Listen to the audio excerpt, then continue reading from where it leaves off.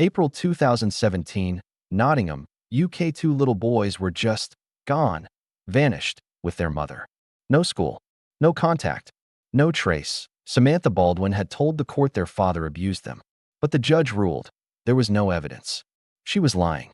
The children were to live with their father, but before the court could enforce the ruling, she disappeared.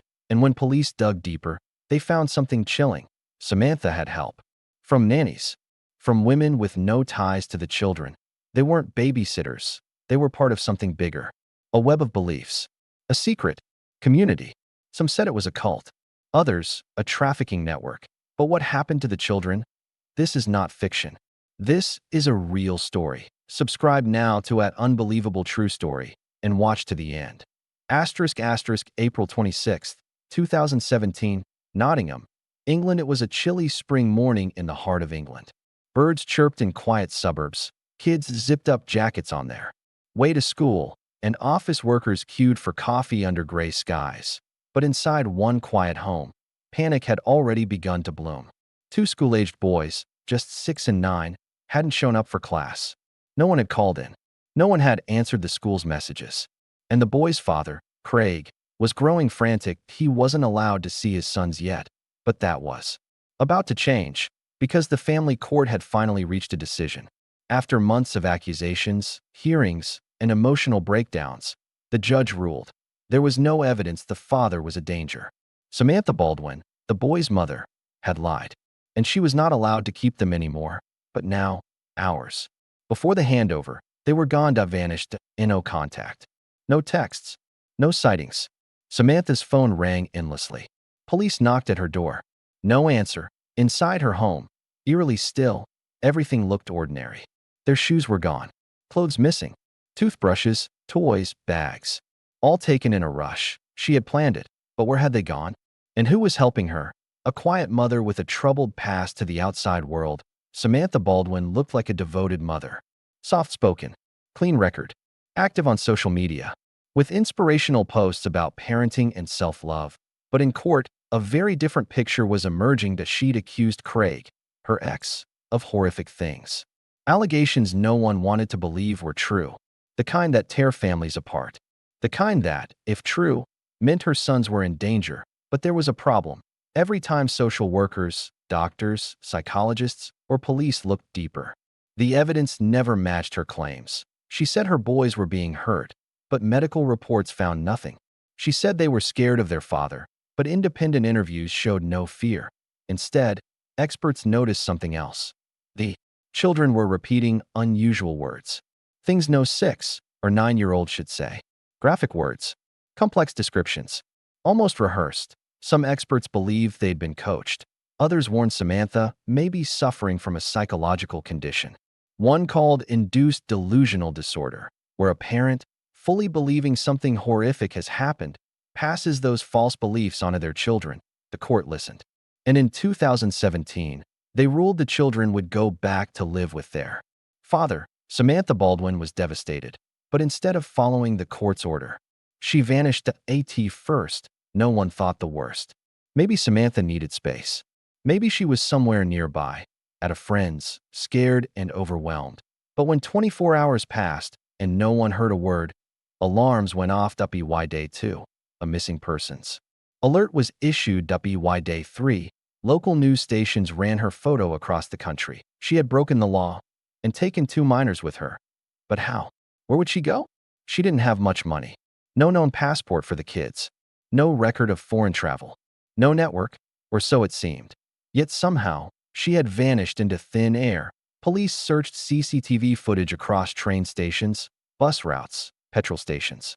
Nothing. The trail was cold. And the boys, still in primary school, were now considered at risk. Then, a lead 5 days after the disappearance, police received a tip that a woman had seen Samantha at a small, rural Airbnb north of Doncaster. She wasn't alone. 2 unfamiliar women were with her, both older, quiet, blending in. They claimed to be family friends, but the neighbor wasn't so sure. And when police traced the booking records, a strange name appeared: Jennifer and Louise Jones. No such person existed in the national database. The ID was fake, but they had something: an area, a location. And they moved quickly. Officers in plain clothes surrounded the home just after 3 a.m. on April 30th. They knocked softly, and no answer. Then, a muffled sound, footsteps, movement, a child's voice. Seconds later, they burst through the door. What they found there, in a dimly lit cottage, police found Samantha Baldwin, pale, startled, clutching her sons. Her eyes red, her body trembling. Boys looked unharmed, but confused. Sleepy. They didn't run. They didn't cry. They just stood there, frozen. The other two women were there too, both arrested on the spot. Inside the home were printed pamphlets, notebooks, burner phones, and several wigs. Police would later reveal one of the women had been posing as a nanny, the other, a support worker. They were neither. They were part of a loosely connected underground network of women who believed the system was corrupt, that courts were siding with abusers, and that mothers like Samantha were being silenced. Some called them activists, others radicals. But to police, they were conspirators in an abduction. Samantha was taken into custody. The boys were returned to their father immediately, but the story was far from over, because investigators now had to ask, how many others were involved? And was this part of something much, much larger? After the recovery of Samantha Baldwin and her two sons, law enforcement shifted their focus, not just to the abduction, but to how it was carried out, because Baldwin hadn't acted alone. The two women arrested alongside her weren't family, neighbors, or known associates. Yet they had helped her hide for nearly a week, moving her between cottages, using false names, handling cash-only rentals. They hadn't panicked under pressure. They were organized, calm, prepared. This wasn't random. This was a plan. Who were these women? One of them was identified as Janet Stevenson, a former social worker from Derbyshire in her 60s. The other, Marie Black, had a history of promoting online campaigns around child protection and family court corruption. Neither woman had official ties to Samantha Baldwin. Yet both had dropped everything in their lives to help her vanish. Police searched their homes.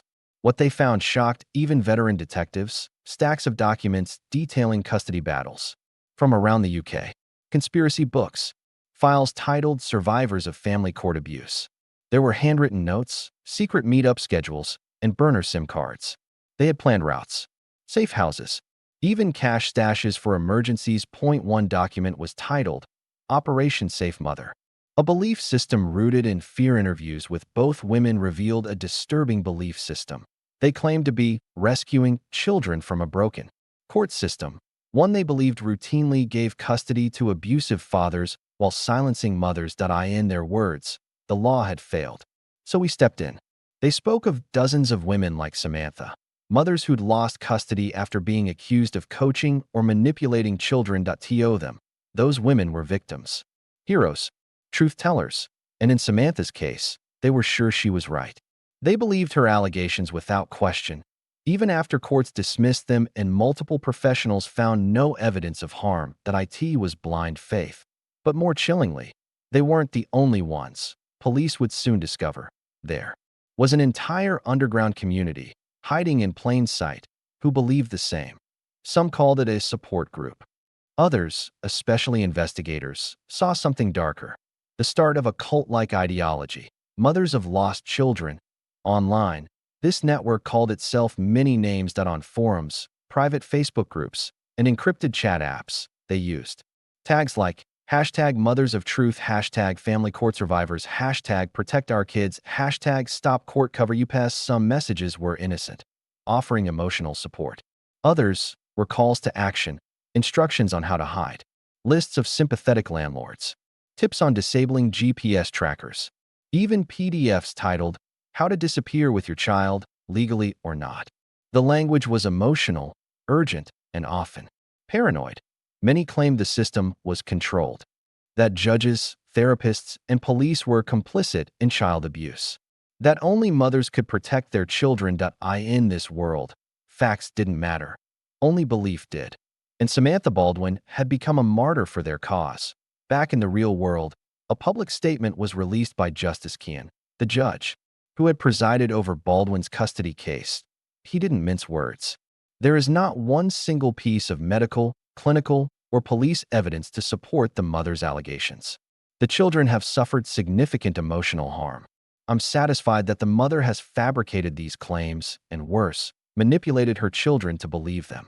He also made something else clear. Samantha Baldwin had broken the law, but she wasn't the only one. Anyone who had helped her hide the children was now under criminal investigation. This statement sent ripples through the support groups. Some doubled down. Others went quiet, deleting posts, erasing history, changing usernames. The network was spooked. Public reaction when the news broke that a mother had run away with her kids after losing custody. The public was split. Some were horrified. How could a mother put her children through that? She brainwashed them. Those poor boys. She had people helping her? This is a cult. Others saw it differently. She was desperate. The courts don't protect mothers. I believe her. Women aren't lying. They're being ignored. She did what any mother would do. The story ignited debates on radio shows, social media, and morning television. Was Samantha a criminal or a whistleblower? Was this a kidnapping or a cry for help? And just how deep did this shadowy network go? This is a real story. Every fact you hear is public. You can check it yourself. If real-life mysteries leave you breathless, subscribe now to @Unbelievable True Story, because the next truth we uncover might hit even closer to home. Once in custody, Samantha Baldwin remained silent for days. When she finally spoke, her words were chilling. I did what I had to do. No one believed me. I had no choice. She maintained that she had only tried to protect her sons, that everything she'd told the court was true, even if no one believed her. But police pressed harder. Where did she get the wigs? Who gave her the burner phones? Was she in contact with others planning similar disappearances? Samantha refused to answer. Instead, she said something else. There are more mothers out there. They won't stop. It wasn't a threat. It sounded like a prophecy. And in the coming months, investigators realized she wasn't entirely wrong, because Baldwin wasn't the only mother planning to vanish. Just weeks after Samantha Baldwin was arrested, UK police began receiving new tips. Different cities, different mothers, but eerily, the same pattern. One mother in Manchester had gone into hiding days before losing custody of her daughter. She had also accused the father of abuse, claims dismissed by family court after months of investigation. Another woman in Bristol failed to hand over her son to social services. She'd emptied her bank account, left behind her job, and disappeared without a trace. Investigators began to connect the dots. Each woman was part of the same online forums that had supported Samantha Baldwin. Each had shared posts expressing fear of the system, warning others to act before it's too late. The language was always the same. They won't listen. They don't care about our kids. We have to save them ourselves. It wasn't just emotional.it was radicalization. And behind it all, a small number of self-proclaimed activists were fanning the flames. Who was fueling this? One name stood out. Brian Garish, a former naval officer turned conspiracy theorist, who ran a platform called UK Column. He frequently promoted the idea that child abuse was being covered up by institutions, social services, family courts, the police. In multiple broadcasts, Garish claimed that mothers like Samantha Baldwin were victims of state child theft. He argued that there was a national effort to silence whistleblowers and protect abusers in high places. His speeches weren't subtle, they were emotional, accusatory, apocalyptic, and to some mothers in distress, desperate, isolated, losing custody, they sounded like the truth. They offered a simple answer to a painful question: why is no one helping me? Because, the theory went, the system was designed not to help. Suddenly, these mothers weren't just alone. They were part of a war. In the courtroom, truth depends on evidence. Statements, medical reports, assessments, interviews. But online, in echo chambers filled with fear, belief becomes fact. Mothers who once trusted social workers began to view them as enemies. Professionals were accused of grooming children through therapy. Any expert who contradicted their claims was labeled corrupt. Forensic psychologists studying the trend saw a pattern. It wasn't just trauma. It wasn't just heartbreak. It was something called shared delusional disorder, a psychological condition where one person's fixed belief becomes contagious, spreading to others through emotional reinforcement.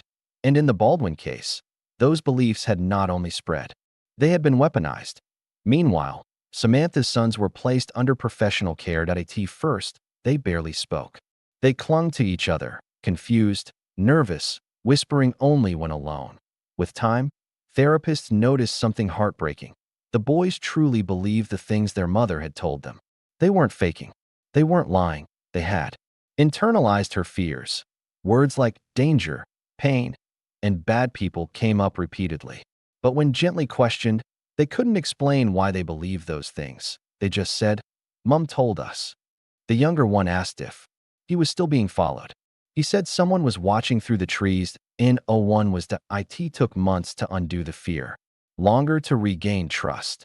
And even then, the scars remained invisible but deep. In July 2017, Samantha Baldwin was charged with abduction and contempt of court.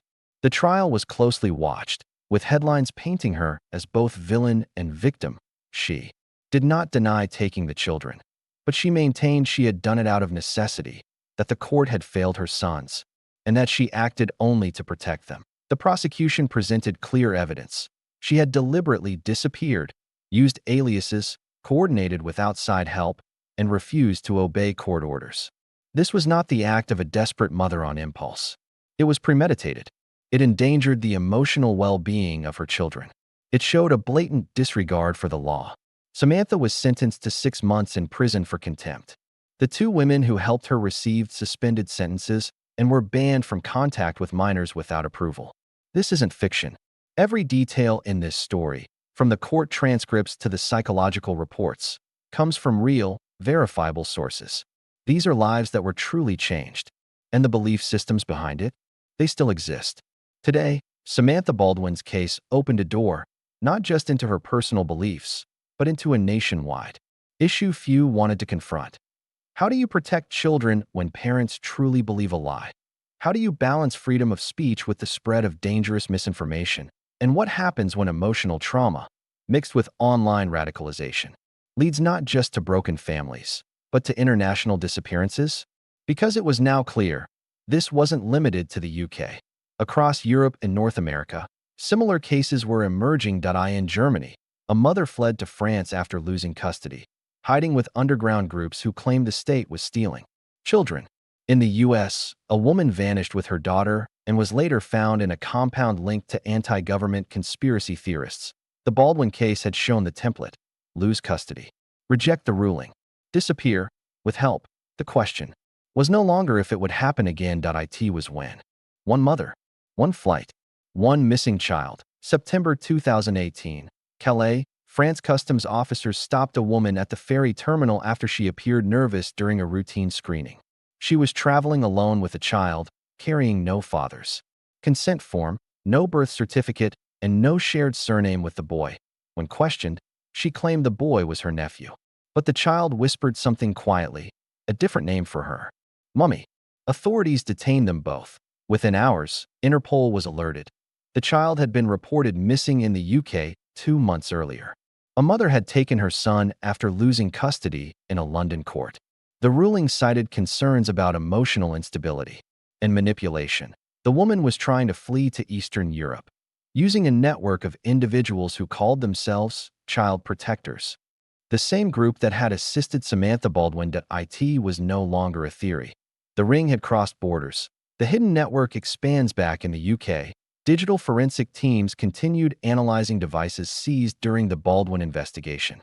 Among them, a hard drive from one of the women who helped her escape. What they found confirmed fears. There were folders labeled by initials, each representing a different mother in contact with the group. Dozens of case files. Inside were court documents, therapy notes, some stolen, custody schedules, and private medical records of children, shared through encrypted channels. One woman, calling herself Justice for M, had listed contacts in Spain, the Netherlands, and Ireland. Another user had forwarded funds, small donations, untraceable, through cryptocurrency to help mothers start new lives. These weren't just activists. They were operatives, working within a loosely structured, emotionally charged ideology. Their motto was chilling: the courts don't protect us, so we will.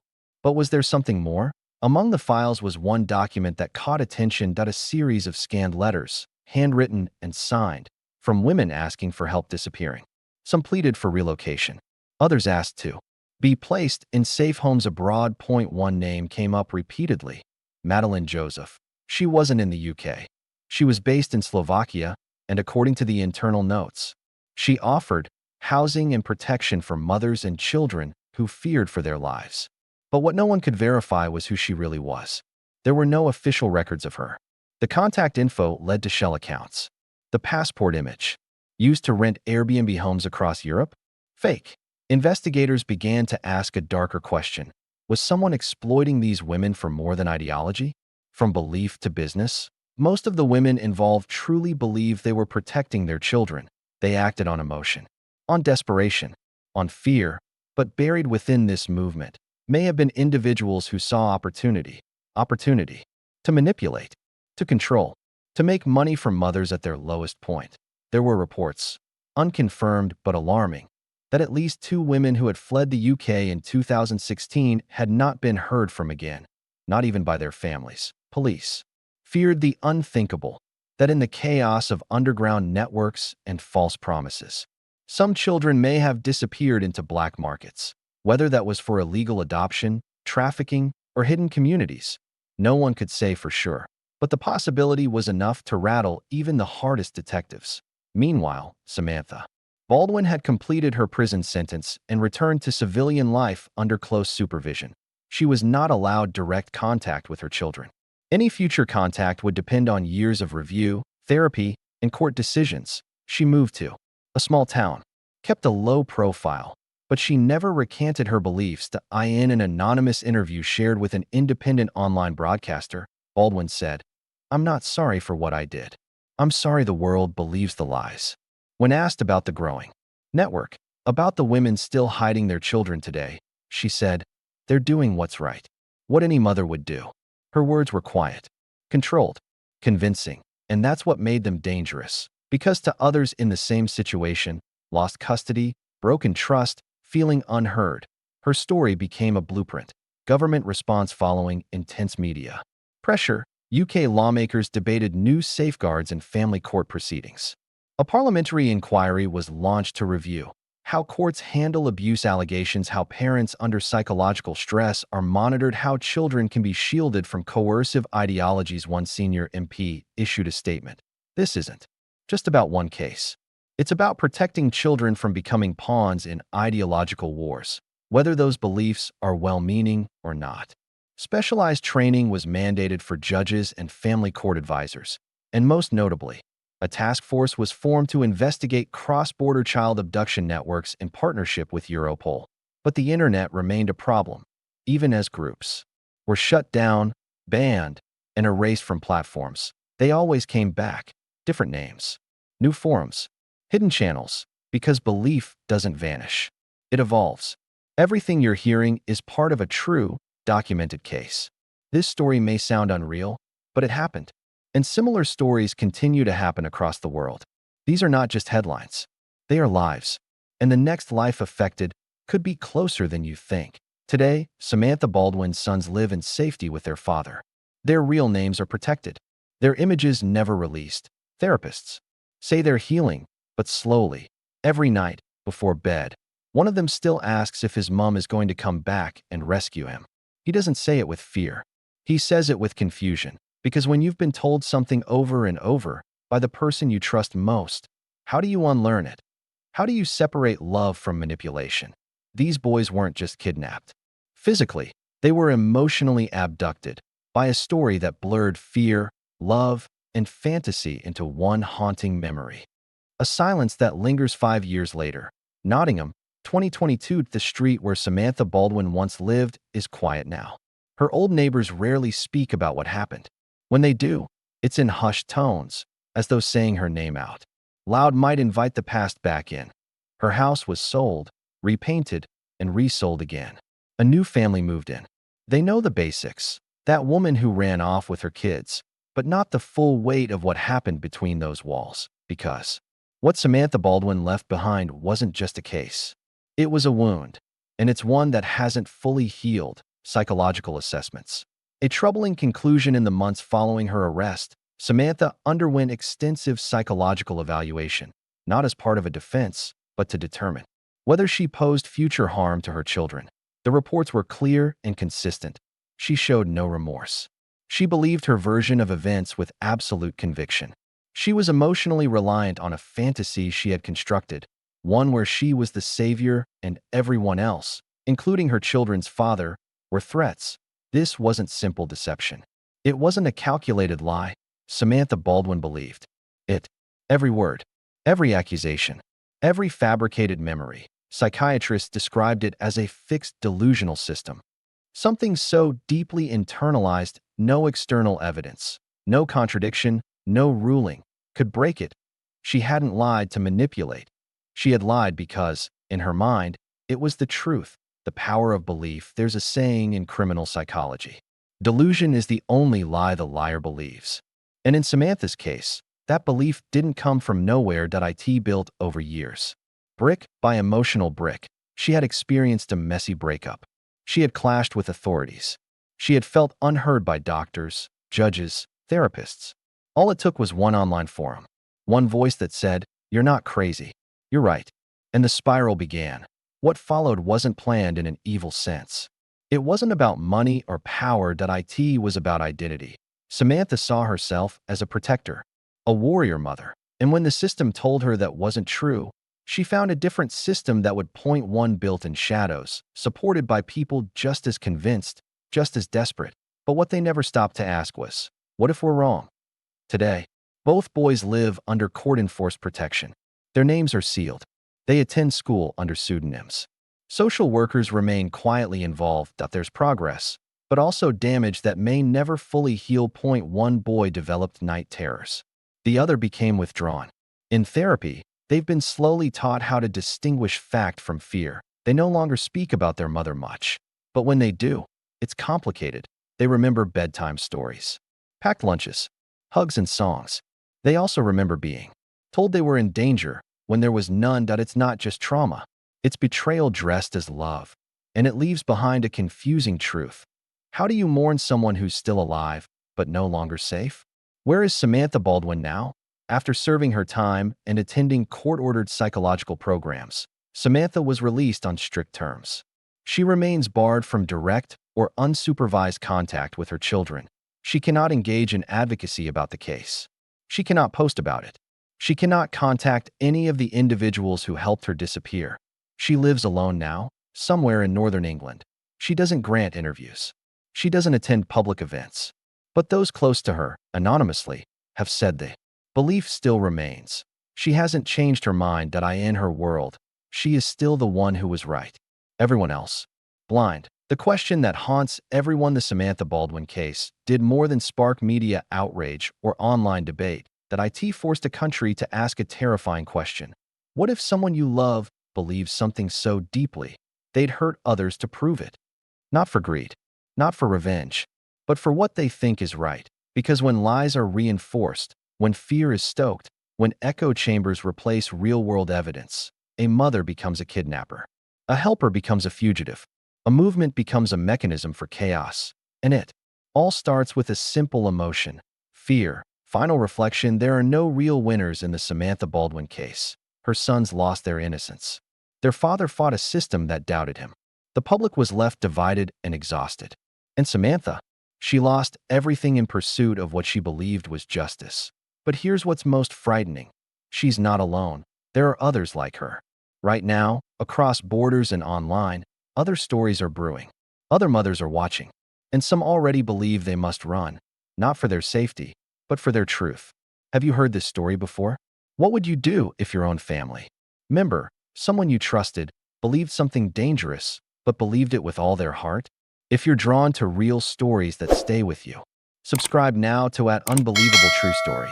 Because every week, we reveal the darkest truths hidden in plain sight. Watch the next story now, or explore our playlist of real mysteries and twisted crimes. The next one might be even closer than you think.